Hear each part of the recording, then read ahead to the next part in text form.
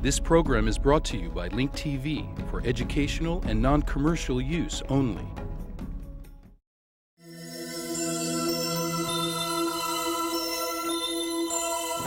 Mosaic, a daily news program from Link TV, presents a selection of news reports from independent and state-controlled broadcasters from throughout the Middle East.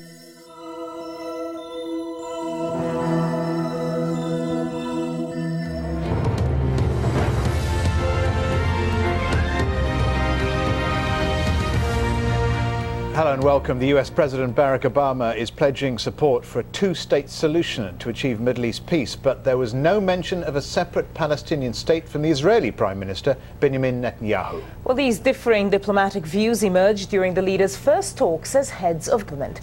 From Washington, here's Nick Spicer. It was not quite a show of unity, but the two leaders did choose to emphasize the positive.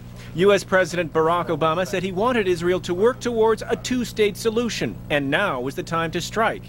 We have seen progress on this front, and I suggested to the Prime Minister that he has a historic opportunity to get a serious movement on this issue. Prime Minister Benjamin Netanyahu avoided saying the words Palestinian state. He also appeared to repeat a new condition to peace talks, that the Palestinians recognize the Jewish nature of the Israeli state. But he did say the time was right to work towards peace. I want to start peace negotiations with the Palestinians immediately. I would like to broaden the circle of peace to include others in the Arab world. If we could, Mr. President, it's a distant vision, but one that we shouldn't let go, maybe peace with the entire Arab world. Israel had wanted to make Iran's nuclear program the big issue of the meeting. But President Obama said there was no reason both peace and the program could not be addressed at the same time. To the extent that we can make peace with the Palestinians, between the Palestinians and the Israelis, then I actually think it strengthens our hand in the international community in dealing with the potential Iranian threat.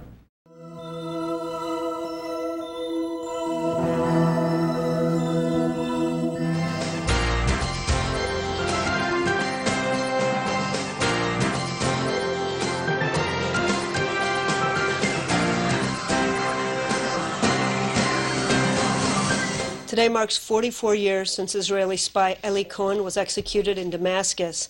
His wife Nadia still awaits the return of his remains to Israel. IBA's Jonathan Elkins brings us the story of this remarkable man. In the final letter that Eli Cohen wrote to his wife Nadia before being hanged in Damascus, the captured Israeli spy asked her to pray for his soul and to remarry in order that their children would have a father. Despite his final request, Nadia never wed again. Her only desire now is that her husband be remembered. Now a new museum is being opened in his memory in the city of Bat Yam, where he and his wife settled when they moved to Israel. The aim is to teach the next generations about the deeds of this courageous man. Cohen was born in 1924 in Alexandria, Egypt. In 1957, he immigrated to Israel. After 4 years, he was recruited by the Mossad and sent to Argentina, where he assumed a new identity and met Syrian expats, which is how he was introduced to the Syrian chief of staff. Cohen went on to become one of the most successful Israeli spies of all time, penetrating deep into the top ranks of Syrian government. He was responsible for providing much of the intelligence which led to Israel's success in the Six-Day War. However, efforts to bring his remains back to Israel for burial have proved fruitless.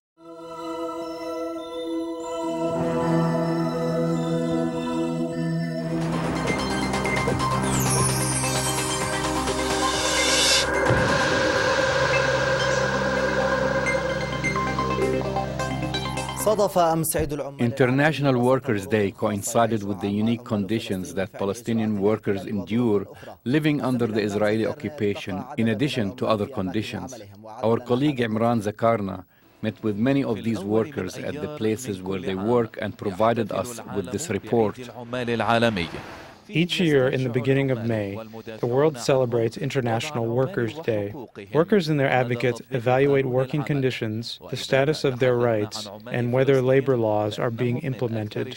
If we talk about the Palestinian workers, we can say that they are the people who suffer the most in the world, living under an occupation that is creative in the way it makes life difficult for them.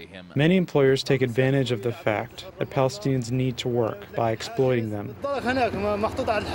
I have to travel a long distance to reach Ramallah. I reach the barrier and I wait there for 4 to 6 hours. Hours that I waste. Our employers don't respect us. The rates are bad. The cost of travel is very high. Like today, the fare is bad. Workers make only 60 or 70 shekels every day. Isn't this shameful? Generally, most of our mechanic shops don't offer their employees health insurance, and they're usually not licensed to operate. This is a problem that we face. These words were not received well by employers, some of whom assure us that their working conditions meet public safety standards and grant their employees all their labor rights. Of course, we offer comprehensive insurance for employees while they work in the garage. In addition, we offer car insurance for all the cars while they are being worked on. The place is relatively safe. We have fire extinguishers in the case of a fire, and we show them how to use them. We also show them how to operate cars using gas and diesel. We show them how to take precautionary measures so as not to hurt themselves. All of these matters are taken care of. In the face of all the obstacles that are thrown in front of Palestinian workers, and despite the abuse they have to endure, there is a continued effort to improve their working conditions and protect their rights. بالنسبة للسماسرة In terms of the car salesman, there is going to be a follow-up and cooperation with the security agencies. As labor unions, we cannot impose punishments on the car companies. We have the files and names, and we will submit them to the security agencies with testimonies from employees.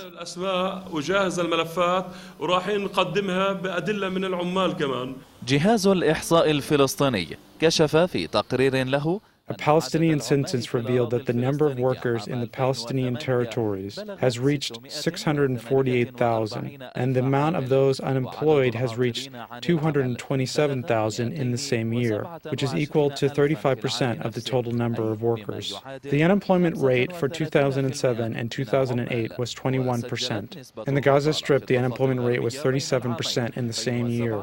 Palestinian workers face many challenges that distinguish their working conditions from the rest of the world. As long as the occupation is an obstacle for them to reach their workplaces, they are put in a position to be taken advantage of by some of their employers. Emran Sakarni, Palestine TV, Ramallah.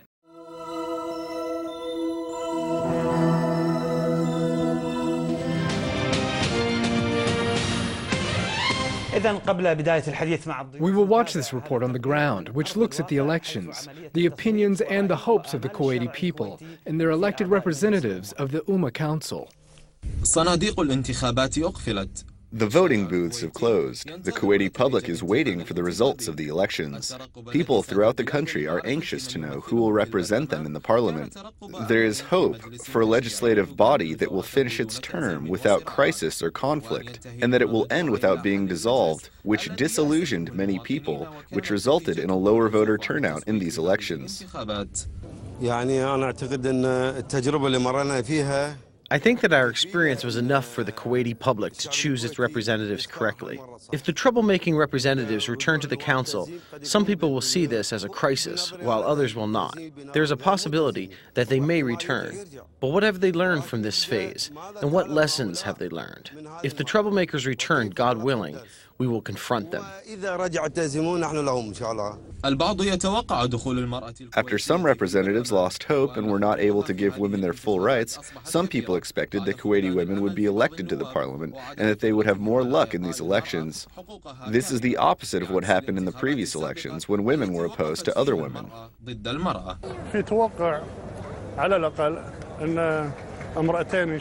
At least 2 women, God willing, will be elected this year. We have Dr. Masuma Mubarak, who has been practically elected. We predict that there is an 80% chance that she will succeed. We also have Asil Al-Wati.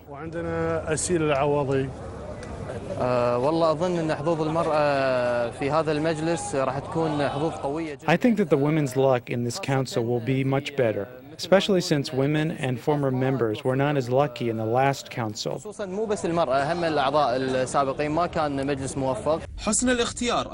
emir of the country called for making the right choice, which he says is the solution for the upcoming council. I think that what happened in the past created an overblown crisis. It allowed for people to discuss issues that have nothing to do with the essence of the body's work. The proof of this are the tensions that occurred in the previous council. Actually, we hope to answer the Emir's call. We hope, God willing, to choose a qualified representative for this council. The voting centers, which were filled with pro-women supporters, are awaiting the results patiently. Everyone hopes that their candidate will win. But whoever is elected will be the most qualified, which is in the interest of Kuwait and its citizens. After a short period of time, the Kuwaiti public will know who will win the green seats. After the voting centers have closed, the people hope that this council will be different than the 3 previous ones. Hussein Al-Sayeh, Abu Dhabi TV, Kuwait.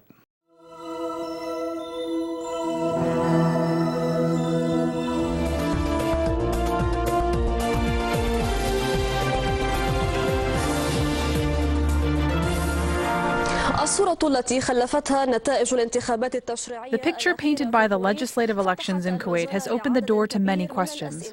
In an unprecedented and surprising twist, Kuwait announced the results of its parliamentary elections. This is the first time women will join the political process. However, this is not the only change witnessed in the Kuwaiti parliament. Kuwaiti liberals, Shiites, and tribal groups have achieved notable progress, which came at the expense of Islamists in the parliamentary elections. Will this mend the relations between the country's legislative and executive councils? To comment on the topic, we are joined from Kuwait by the newly elected Member of Parliament, Dr. Rula Deshati. Welcome, Dr. Deshati. First, I would like to congratulate you on your victory and historic achievement. 4 Kuwaiti women have won seats in the Parliament. What type of change will you bring to the National Assembly? First, I would like to congratulate the people of Kuwait. Congratulations to Kuwait and to the people of Kuwait on this historic achievement. Today we are introducing a new strategy. Our motto is building cooperation. We will tackle a host of new issues, including issues facing the Kuwaiti family, education, healthcare, jobs, as well as issues facing women in particular. We will examine these issues and seek solutions and put them before the National Assembly. Our strategy aims to move the wheel of economic and social development forward, in addition to strengthening the political stability in the country. This is the agenda we are adopting as women MPs. We will help and cooperate with our male counterparts under the Chamber of Parliament, led by Abdullah Al-Salam. The results of the elections were different and surprising. Will this have any effects on the showdown between the government and the parliament? Today, the Kuwaiti people have spoken. The Kuwaiti people have voted for change, a positive change. A change for construction, cooperation, unity, stability, and development. This is the message of the Kuwaiti people during these elections. This change, God willing, is coming soon. We must accelerate the wheel of development and cooperation in the country. Today, we are extending our hands to all members of the National Assembly. We are waiting for the formation of the upcoming government. Our primary objective is to secure a channel of cooperation that will lead to development in the country. We need to protect the future of our children. Our ambitions, which are being shared by the Kuwaiti people, are to help Kuwait progress at all levels. God willing, we will help fulfill their ambitions. Will the election of the parliament help Kuwait overcome its economic problems? What will it do to the economic stability law, which was issued through an executive order? المهم اختي لازم يعرف الكل موضوع الإصلاح الاقتصادي ممنوع التنمية الاقتصادية على أولويات أجندتنا وعلى أولويات أجندتي أنا شخصيا. My sister, everyone must know that the economic reform project, along with the economic development project, is at the top of our agenda. We will do everything in our power to push for reforms that will lead to economic development in the country. We will seek to develop the country's resources and help improve cooperation between the public and the private sectors. These are some of our priorities. We will propose legislation to help launch some of the most needed economic projects in the country. This is part of a positive strategy which aims at resolving economic and social problems facing Kuwait. We will activate the necessary laws in order to achieve economic development in the country. Some of these laws are the Economic Stability Law, corporate laws, financial laws, laws for the protection of consumers, and privatization laws. Through these laws, we will seek to boost the standard of living in Kuwait. Our objective is to achieve economic stability and develop the country's national resources.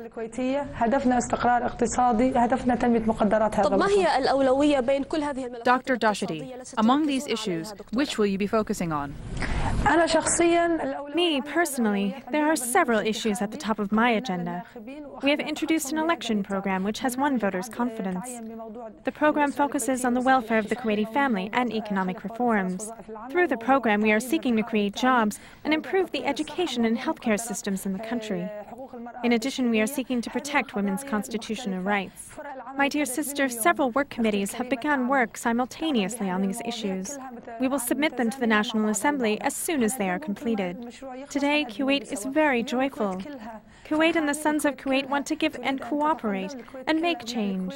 This is the only way to secure a promising future. We are seeking to secure a prosperous future for Kuwait. Today, Kuwait is living amidst joy, and we want to celebrate it by achieving developments so the Kuwaiti people will be happier. We wish you good luck, Dr. Dashati, MP in the newly elected Parliament of Kuwait. Thank you very much.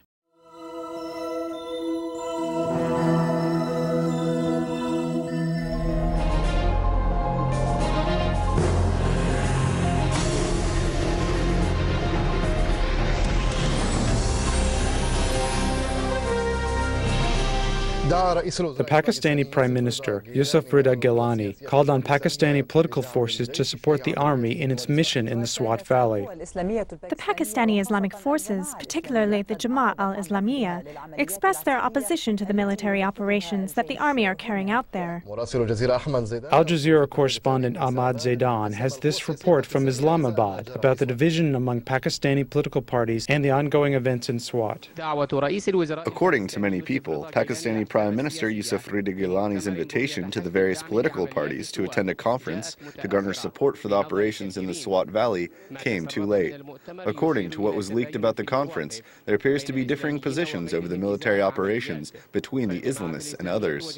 The Jamaat al-Islamiyya and the Islamic Scholars Association are calling for the operations to stop.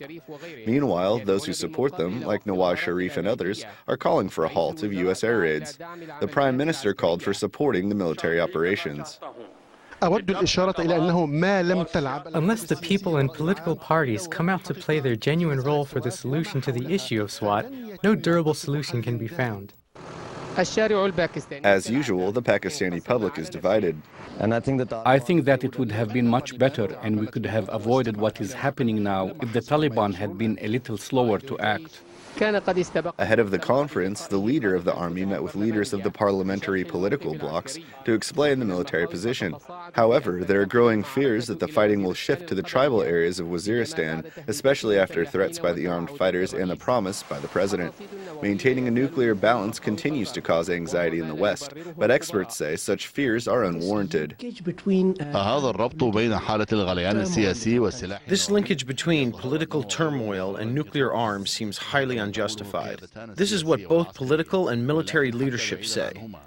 However, away from the leadership, there is no link between the two. No one who is involved in the turmoil can control the nuclear weapons.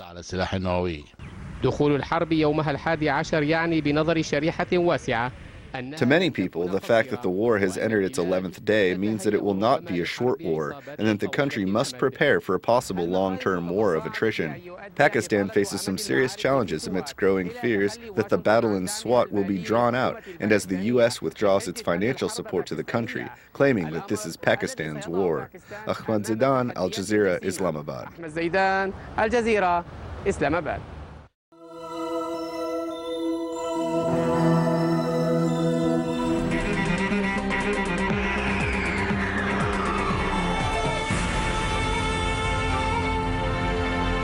Iraq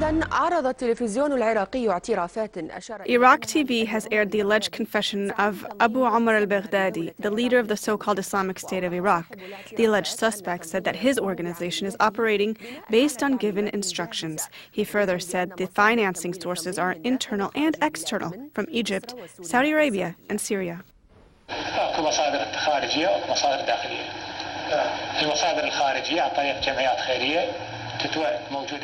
The financing sources are external and internal. The external sources are from some associations based in Egypt, Saudi Arabia, and Syria, as well as some people who bring money into Iraq.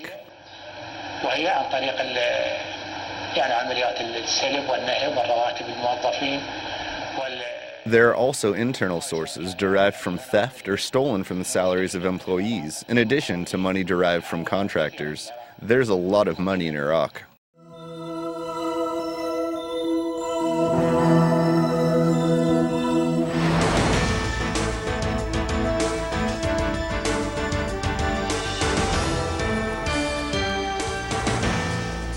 كشف تقرير أعدته وزارة الدفاع الأمريكية عن إصابة العديد من جنود الاحتلال الأمريكي في العراق. The U.S. Defense Department revealed that many American soldiers in the occupation have psychological problems due to the long period of time they have had to serve in the war.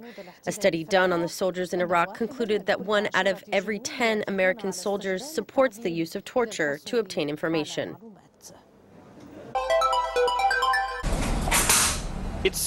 كثرت في الآونة الأخيرة التقارير الرسمية وغير الرسمية. Recently, many official and unofficial reports were released showing that the number of American soldiers who have committed suicide in Iraq has increased. The increasing numbers show that the American army is overstretched. Army commanders know this, but they don't have any solutions. يعلمون بالأمر لكنهم لا يملكون الحلول. A report by the Pentagon shows that the problem can't be covered up because it's too big. In one of the most recent reports by the Pentagon, it was revealed that the number of soldiers who have committed suicide has increased, despite specialized teams being dispatched to help American soldiers cope with the stress of living in war-torn areas.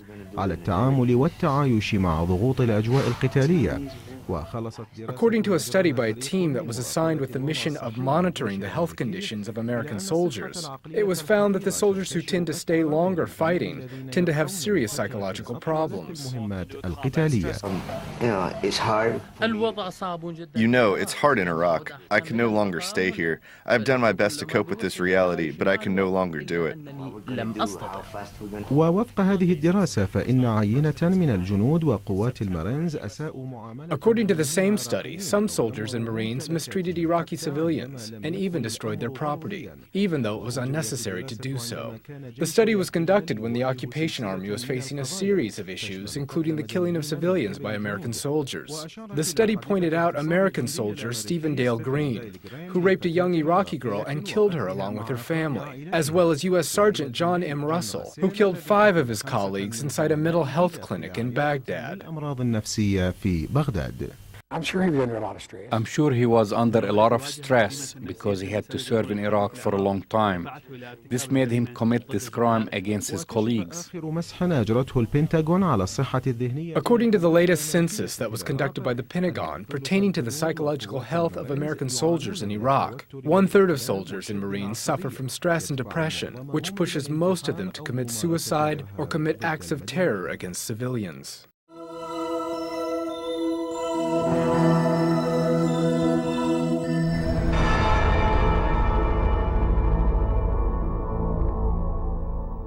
دانت محكمة فيدرالية أمريكية في كنتاكي أمس الخميس الجندي الأمريكي السابق ستيفن دارين جرين. The U.S. District Court in Kentucky charged ex-American soldier Stephen Green with raping and killing a 14-year-old Iraqi girl and slaying her and her family. وثبتت هيئة المحلفين بعد مداولات استمرت يومين بحق جرين. The court will decide whether he will be sentenced to death. The jurors heard 2 days of deliberations pertaining to the 17 charges that were made against him, including rape and premeditated murder and obstructing justice. The jurists will decide whether he will be sentenced to death. يوم الاثنين المقبل فيما إذا كان سيحكم عليه بالإعدام. الإعدام هو الحكم الذي سيلاقيه العريف السابق في الجيش الأمريكي ستيفن جرين. Former American soldier Stephen Green will face a death sentence as punishment for crimes that he was charged with. He raped a 14-year-old Iraqi girl, Abir Janadi, and killed her and her family in Al-Mahmoudiyya 3 years ago. Criminal Stephen Green was found guilty in the U.S. District Court in Kentucky after a series of court hearings.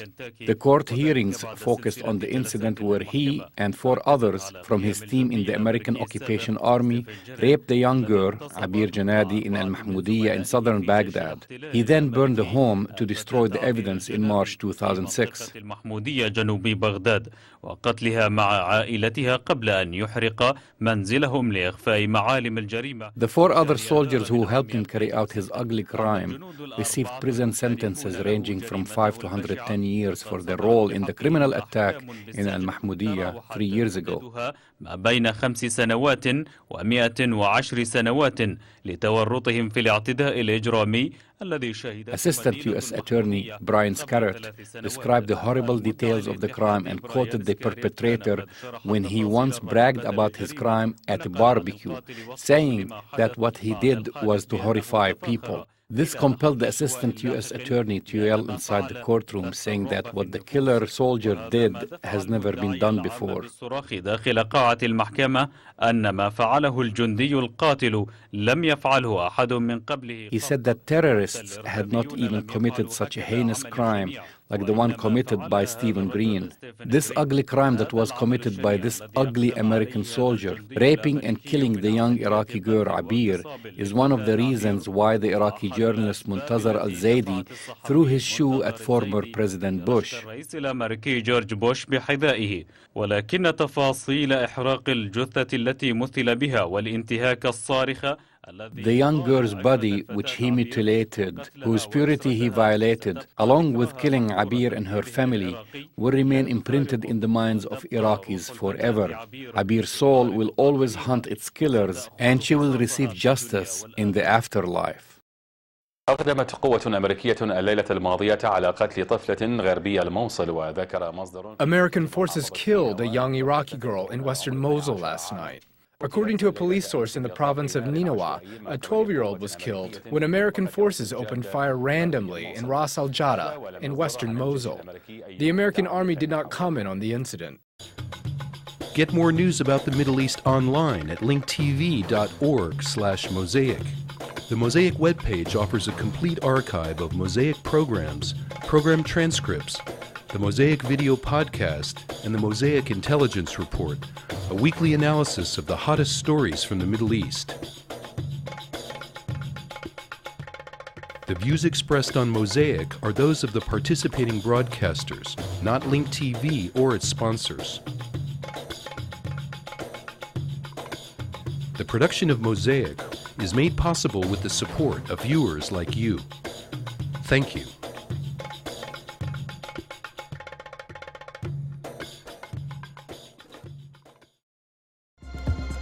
This program is brought to you by Link TV for educational and non-commercial use only. Link TV is the only U.S. network dedicated to global and national news, uncompromising documentaries, and diverse cultural programs which connect you to the world.